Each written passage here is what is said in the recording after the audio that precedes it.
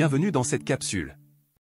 Rassure-toi, son objectif n'est pas de te plonger dans un univers comptable poussé, ni de t'apprendre à créer ton propre tableau de prévision mensuel en LibreOffice Calc, ou en Excel. Son objectif est de te montrer comment est structuré un plan financier et ce que tu vas normalement y trouver. Ici, tu vas estimer combien de produits ou services tu comptes vendre chaque mois, et à quel prix.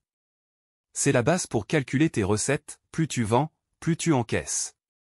Prends le temps de réfléchir à ce qui est réaliste pour ton démarrage, sans viser trop haut, ni trop bas. L'idéal est d'avoir 3 tableaux annexes liés avec une ligne pour chaque produit et service.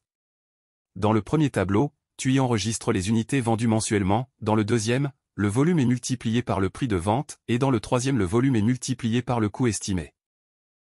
Cela te permettra de comparer les recettes et dépenses de tes produits et services et de mieux déterminer où mettre tes priorités de vente.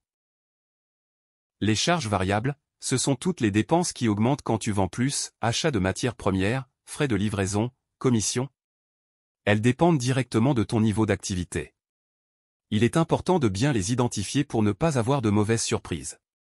En calculant leur coût unitaire, celui-ci pourra être utilisé pour le troisième tableau que j'ai cité auparavant afin que tu puisses encore mieux ajuster tes priorités de vente. Dans ce coût, tu peux y inclure 1. La matière première achetée. 2. Les salaires horaires liés à la production. 3. Des commissions. 4. Des prestations externes. 5. Des frais de livraison, etc. La marge brute, c'est ce qu'il te reste une fois que tu as retiré les charges variables des recettes issues de tes ventes. Elle te permet de voir si ton activité est potentiellement rentable avant même de penser aux autres frais. Plus ta marge brute est élevée, plus tu as de marge de manœuvre pour couvrir le reste. Contrairement aux charges variables, les charges fixes restent les mêmes quel que soit ton niveau de vente. Tu dois le payer tous les mois, même si tu ne vends rien. Il faut donc bien les anticiper pour éviter les coups durs. Tu y trouveras 1. Les salaires fixes et leurs charges sociales. 2. Les loyers, les assurances. 3. L'informatique et les télécommunications.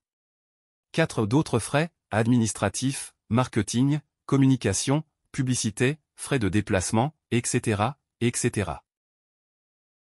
Le résultat d'exploitation, c'est la différence entre tes recettes et toutes tes charges, fixes et variables. C'est un indicateur clé pour savoir si ton activité est viable au quotidien. Si ce chiffre est positif, tu es sur la bonne voie. Et oui, il ne faut pas oublier l'État. Tu devras payer différentes taxes et impôts, en fonction de ton activité, la TVA, les impôts sur le bénéfice, même anticipés, et encore la taxe poubelle. Renseigne-toi et prends-les en compte dans ton plan pour éviter les mauvaises surprises. Les amortissements, c'est un grand mot utilisé en comptabilité pour expliquer une chose évidente, le matériel, les machines, les ordinateurs ou encore le véhicule, que tu as acheté vont s'user au fil du temps, devenir obsolètes et tu devras les remplacer. L'amortissement comptable ne sort pas directement de ta trésorerie, mais tu peux très bien mettre de côté tous les mois l'équivalent de l'amortissement dans un compte de réserve de remplacement, en le retirant de la trésorerie. Ainsi, tu évites des surprises futures. C'est en quelque sorte ta tirelire. Les autres entrées financières représentent l'argent que tu peux recevoir autrement que par tes ventes, et qui viennent alimenter ta trésorerie. Parmi elles, tu peux y trouver 1. Des subventions, des aides, des prix. 2. Des apports personnels. 3. Le résultat d'un crowdfunding. 4. Des emprunts bancaires, etc. À l'inverse, certaines dépenses, qui ne sont pas directement liées à ton activité courante, peuvent faire baisser ta trésorerie, par exemple des investissements, des remboursements d'emprunts, des pénalités, des frais bancaires, etc. Le cash-in, c'est le total de tout ce qui a été décaissé pendant une période, par exemple un mois. Le cash-out, c'est le total de tout l'argent décaissé pendant la même période. Le cash-in-out, c'est simplement le cash-in, moins le cash-out, un résultat positif ou négatif. La trésorerie, c'est ce qu'il te reste sur ton compte ou en cash à la fin de la période, par l'accumulation des entrées et sorties. Tu dois bien suivre ta trésorerie, car elle ne peut pas être négative, ce qui signifierait que tu as des dettes. Le bilan est une photographie de ta situation, que tu fais normalement à la fin d'un exercice, pour savoir si ton entreprise est en croissance, stable ou en déclin. Mais tu peux très bien faire un bilan plus souvent, pour surveiller son évolution de plus près. D'un côté, Les actifs représentent tout ce que possède ton entreprise, c'est son patrimoine. 1. Ta trésorerie disponible, en banque, en caisse.